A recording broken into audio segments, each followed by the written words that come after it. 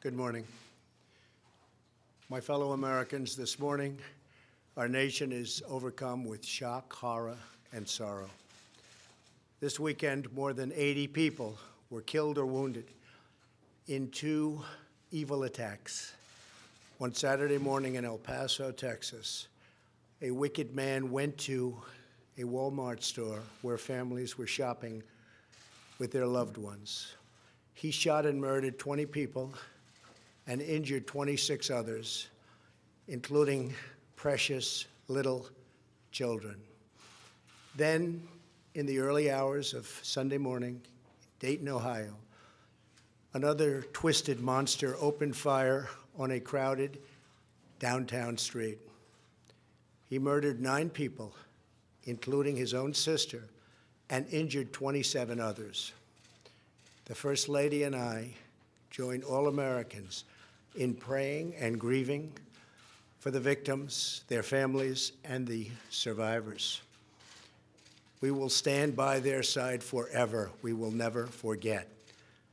These barbaric slaughters are an assault upon our communities, an attack upon our nation, and a crime against all of humanity.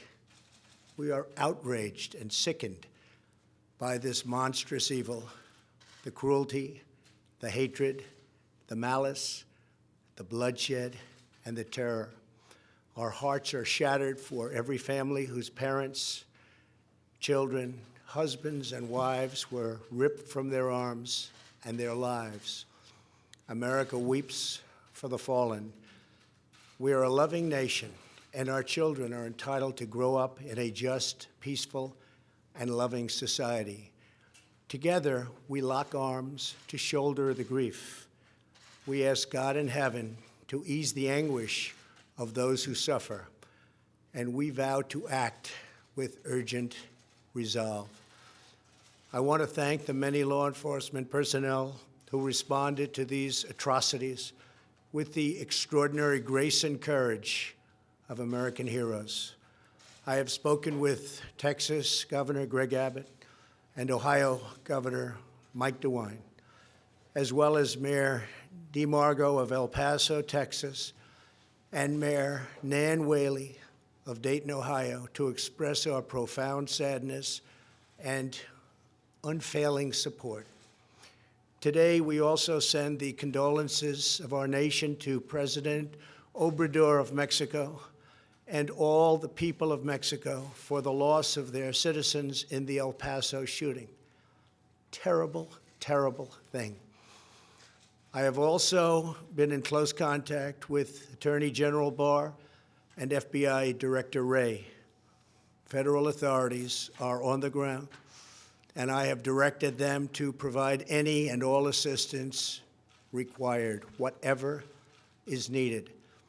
The shooter in El Paso posted a manifesto online consumed by racist hate. In one voice, our nation must condemn racism, bigotry, and white supremacy. These sinister ideologies must be defeated. Hate has no place in America. Hatred warps the mind, ravages the heart, and devours the soul. We have asked the FBI to identify all further resources they need to investigate and disrupt hate crimes and domestic terrorism, whatever they need.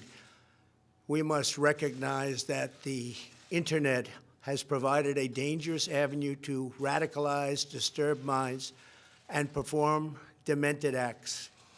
We must shine light on the dark recesses of the internet and stop mass murders before they start. The internet, likewise, is used for human trafficking, illegal drug distribution, and so many other heinous crimes. The perils of the internet and social media cannot be ignored, and they will not be ignored. In the 2 decades since Columbine, our nation has watched with rising horror and dread as one mass shooting has followed another, over and over again, decade after decade. We cannot allow ourselves to feel powerless. We can and will stop this evil contagion. In that task, we must honor the sacred memory of those we have lost by acting as one people.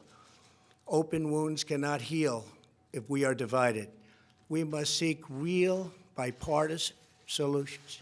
We have to do that in a bipartisan manner that will truly make America safer and better for all.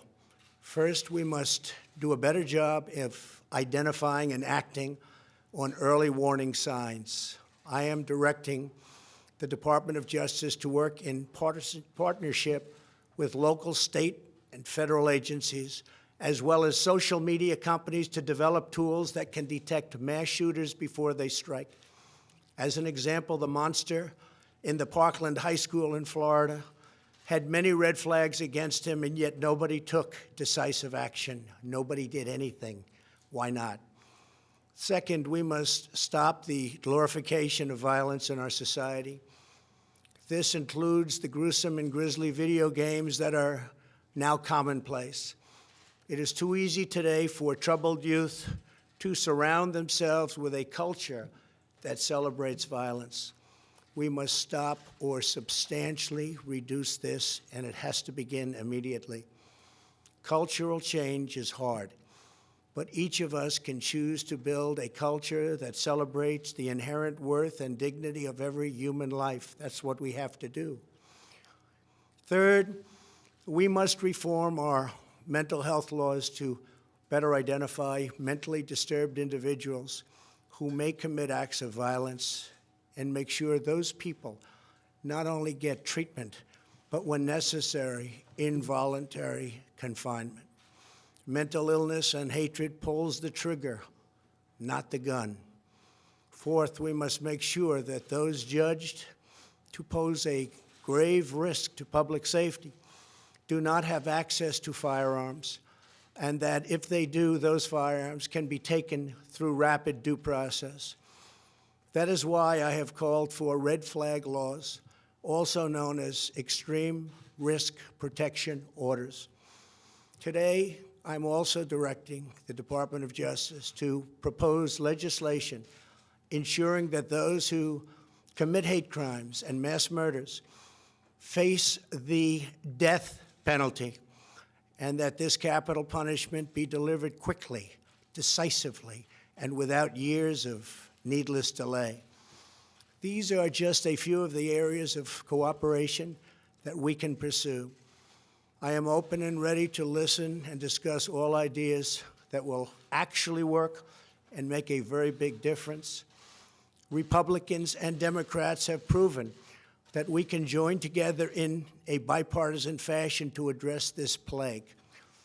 Last year, we enacted the Stop School Violence and Fix NICS Acts into law, providing grants to improve school safety and strengthening critical background checks for firearm purchases. At my direction, the Department of Justice banned bump stocks. Last year, we prosecuted a record number of firearms offenses. But there is so much more that we have to do. Now is the time to set destructive partisanship aside, so destructive, and find the courage to answer hatred with unity, devotion, and love. Our future is in our control. America will rise to the challenge. We will always have, and we always will, win. The choice is ours, and ours alone. It is not up to mentally ill monsters. It is up to us. If we are able to pass great legislation after all of these years, we will ensure that those who were attacked will not have died in vain.